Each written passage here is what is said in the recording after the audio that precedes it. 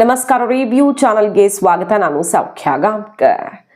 Bharat Israel ಮತ್ತು Iran ನಡುವಿನ ಯುದ್ಧದಲ್ಲಿ ಈಗ ಅತ್ಯಂತ ಮಹತ್ವದ ಹೆಜ್ಜೆಯನ್ನು ಇಡ್ತಾ ಇದೆ.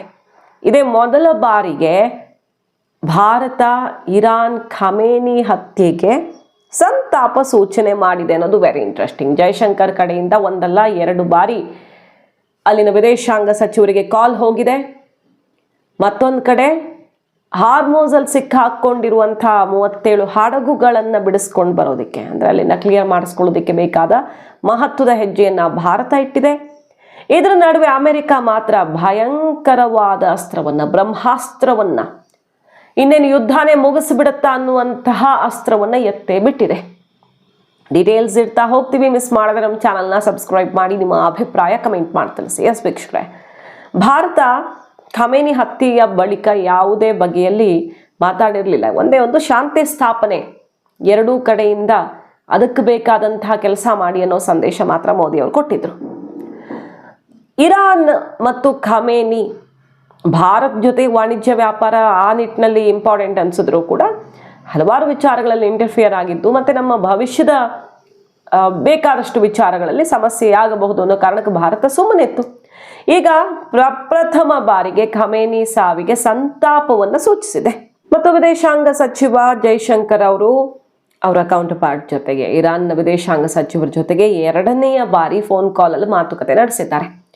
ಈಗ ಹಾರ್ಮೋಸಲ್ಲಿ ಏನು ಮಾಡಿದ್ದಾರೆ, ಚೀನಾ ಹಡಗುಗಳನ್ನು ಮಾತ್ರ ಬಿಟ್ಟು ಕಳಿಸಲಾಗ್ತಿದೆ. ಯಾಕಂದರೆ ಚೀನಾ ಸಪೋರ್ಟ್ ಇರಾನ್ಗೆ ಇರೋದ್ರಿಂದ ಭಾರತದ 37ಕ್ಕೂ ಹೆಚ್ಚು ಹಡಗುಗಳು ಅಲ್ಲೇ ಸ್ಟಾಪ್ ಆಗಿದೆ. 10,000 ಕೋಟಿ ಮೌಲ್ಯದ, ಬಹಳ ಅತ್ಯಂತ ಮೌಲ್ಯಯುತವಾದ, ಯಾಕಂದರೆ ಭಾರತದ ಎನರ್ಜಿ ಸಪ್ಲೈ ಅಲ್ವಾ, ಅಲ್ಲೇ ನಿಂತ್ಕೊಂಡಿರೋದು ಫ್ಯೂಯಲ್ ಎಲ್ಲ.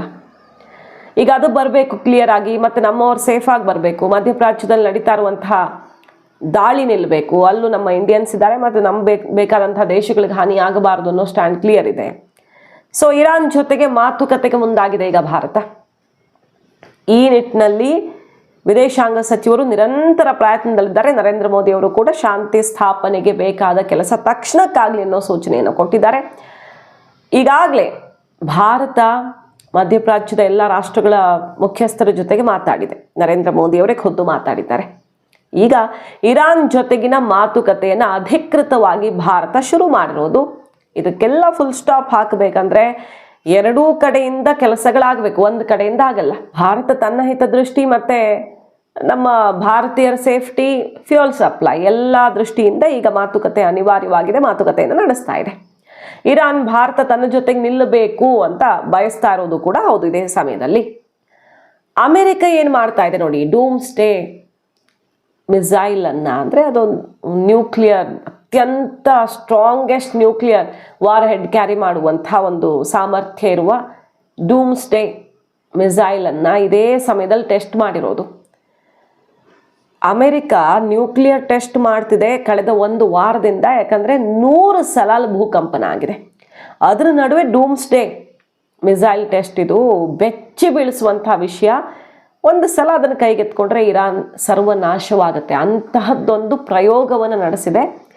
ಅಂದರೆ ಆ ಸಾಮರ್ಥ್ಯ ಇರುವಂಥ ಕ್ಷಿಪಣಿ, ವಾರ್ ಹೆಡ್, ನ್ಯೂಕ್ಲಿಯರ್ ವಾರ್ ಹೆಡನ್ನು ಕ್ಯಾರಿ ಮಾಡುವಂಥ ಸಾಮರ್ಥ್ಯ ಇರುವ ಕ್ಷಿಪಣಿಯ ಪ್ರಯೋಗ ಅಂದರೆ ಪ್ರಾಯೋಗಿಕವಾಗಿ ನಡೆದಿದೆ.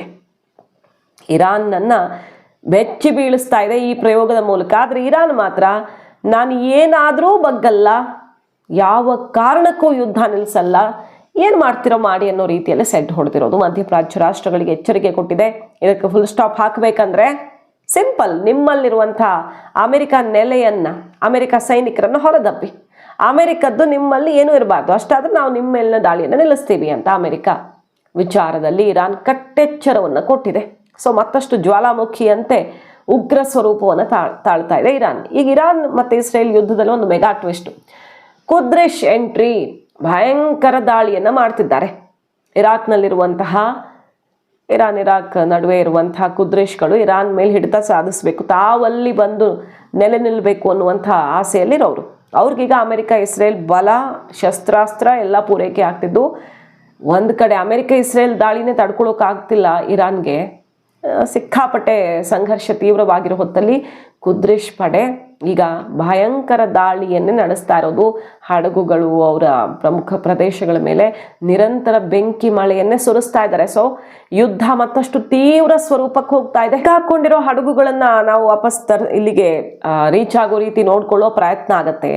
ಅಕಸ್ಮಾತ್ ಫ್ಯೂಯಲ್ ಸಪ್ಲೈ ಸಮಸ್ಯೆನೇ ಆಗ್ಬಿಡತ್ತೆ ಅಂದ್ರೆ ನಮ್ಗೆ ರಷ್ಯಾದಿಂದ ಬ್ಯಾಕಪ್ ಬರ್ತಾ ಇದೆ. ರಷ್ಯಾ ಜೊತೆಗೆ ಮಾತುಕತೆಯನ್ನು ನಡೆಸಿ ಈಗಾಗಲೇ ಭಾರತ ಪರ್ಯಾಯ ವ್ಯವಸ್ಥೆ ಮಾಡಿರೋದ್ರ ಬಗ್ಗೆ ಸಂಪೂರ್ಣ ಬೆಳವಣಿಗೆಗಳ ಮಾಹಿತಿ ಬರ್ತಾ ಇದೆ. ಸೊ ಭಾರತ ಅಂತೂ ಈಗ ಪ್ರೈಸ್ ಹೈಕ್ ಮಾಡೋದು, ಫ್ಯೂಯಲ್ ಸಮಸ್ಯೆ ಹಾಹಾಕಾರ ಸೃಷ್ಟಿಯಾಗೋದು ಅಂಥ ಸ್ಥಿತಿಯಲ್ಲಿಲ್ಲ. ಈಗ 40-45 ದಿನ ಆಗುತ್ತೆ. ಅಷ್ಟೊತ್ತಿಗೆ ರಷ್ಯಾದಿಂದ ಬರುತ್ತೆ. ಸಿಕ್ಕಾಕೊಂಡಿರೋ ಹಡಗುಗಳನ್ನು ಕ್ಲಿಯರ್ ಮಾಡ್ಕೊಳ್ಳೋದಕ್ಕೆ ವ್ಯವಸ್ಥೆಯನ್ನು ಮಾಡ್ತಾ ಇದೆ. ಸೊ ಭಾರತ ಅಂತೂ ಯಾವುದೇ ಬಗೆಯಲ್ಲಿ ಸಂಕಷ್ಟಕ್ಕೆ ಸಿಕ್ಕಾಕೊಂಡಿಲ್ಲ. ಅತಂತ್ರ ಪರಿಸ್ಥಿತಿಯಲ್ಲಿದೆ ಭಾರತ ಅಂತ ಹೇಳ್ತಾ ಇದ್ದಾರೆ. ಬಟ್ ಅತಂತ್ರ ಪರಿಸ್ಥಿತಿ ಎಲ್ಲಿದೆ ಭಾರತಕ್ಕೆ? ನನಗೇನು ಬೇಕು ತನ್ನ ದೇಶಕ್ಕೆ ಅನ್ನೋದನ್ನ ಸರಿಯಾಗಿ ಭಾರತ ನಿಭಾಯಿಸ್ತಾ ಇದೆ. ಆದ್ರೀಗ ಮಧ್ಯಪ್ರವೇಶ ಮಾಡಿ ಯುದ್ಧವನ್ನೇ ಸಂಪೂರ್ಣವಾಗಿ ಸ್ಥಗಿತಗೊಳಿಸೋದಿದೆಯಲ್ಲ, ಅದು ಅಸಾಧ್ಯ. ಯಾವ ರಾಷ್ಟ್ರಕ್ಕೂ ಅಸಾಧ್ಯ. ಯಾವುದೇ ಎರಡು ಸ್ವಹಿತಾಸಕ್ತಿ ಯುದ್ಧ ನಡೆದಾಗ, ಎರಡು ರಾಷ್ಟ್ರಗಳ ನಡುವೆ ನಡೆದಾಗ ಇನ್ನೊಂದು ರಾಷ್ಟ್ರ ನಿಲ್ಲಿಸೋದು ಕಷ್ಟ. ನಮ್ಮ ಜಾಗವನ್ನ ಸೇಫ್ ಮಾಡ್ಕೊಳ್ಳೋದಿದೆಯಲ್ಲ, ಅದು ಮಾತ್ರ ಸಾಧ್ಯ. ಅದನ್ನು ಭಾರತ ಮಾಡ್ತಾ ಇದೆ. ಮಾಹಿತಿ ಇಷ್ಟ ಆಗಿದ್ರೆ ಮಿಸ್ ಮಾಡಿದ್ರೆ ನಮ್ಮ ಚಾನಲ್ನ ಸಬ್ಸ್ಕ್ರೈಬ್ ಮಾಡಿ. ನಿಮ್ಮ ಅಭಿಪ್ರಾಯ ಕಮೆಂಟ್ ಮಾಡಿ ತಿಳಿಸಿ. Thank you.